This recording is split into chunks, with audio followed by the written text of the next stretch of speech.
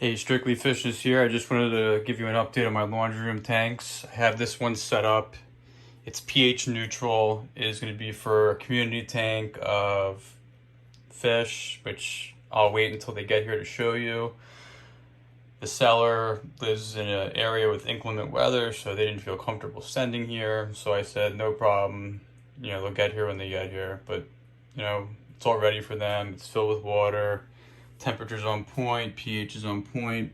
I got the Seachem black fluoride sand. I'm not gonna turn the light off.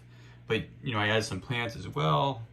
And then this is gonna be an African cichlid tank, but I'm actually gonna move the shell dwellers that I received today from the 32.5 Fluval Flex and add them to this Fluval Flex 15 gallon, just because I have 3 of them. They're gonna stay pretty small.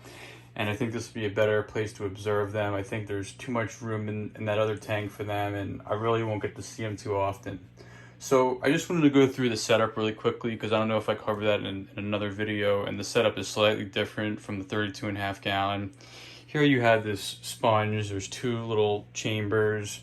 You have your ceramic media and your activated carbon. You can use whatever you want. I'm gonna go with what comes with it just to use it and then eventually replace it. I don't have any issues with that. So you would take your products of choice, put them in the sponge. Remember, keep the clip. You need the clip to pull it out. You don't need it, but it makes it a lot more simple to do. You take your sponge, you put it in your middle chamber right there. And this is where you see the hole. There's the return pump. It has suction cups, it comes out easily. It's a Fluval pump. And put it over all the way toward the right. And then you have this piece with the threading. So I'm gonna go ahead and put this camera down and I'll screw this in for you just so you can see how it's done. It's very, very easy. You take your multi-directional outflow. These can be adjusted as well, all the different pieces. And you take the other part with the thread and you screw it in clockwise. Very, very easy. You wait till it's nice and tight, but don't over tighten it. And then you can readjust these nozzles and the ends accordingly. It's that simple. You wait till it's all filled up with water and then you plug it in. Now, because these are African cichlids, I'm gonna wanna use, a heater, and typically I've put the heater right next to the pump, but there's this other chamber here. I want to figure out what is recommended to go in there. If it's more mechanical filtration, cool. If it's a spot for the heater, that's fine as well, but I think the heater would go next to the pump. So another difference between this and the Fluval Flex 32.5 is that it doesn't have an aqua sky Bluetooth light. This has its own LED RGB lights. You can see the different colors there. You can do all sorts of different stuff. You can make it, whatever color your choice. There's like weather, things that you can do on there too, like lightning effects. I'm more of a plain and simple kind of guy. I'm gonna go with, the white light during the day and maybe a little blue in the evening, and then I turn them out at night because from what I read, it's not good to keep the blue light on the whole night. So let me just show you the lid. There's your light.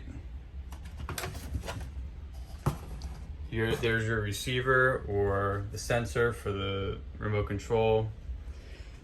Here's a little spot that you can, pop this out, I guess, rip it out and you can put something else in there. I don't know what you put in there, but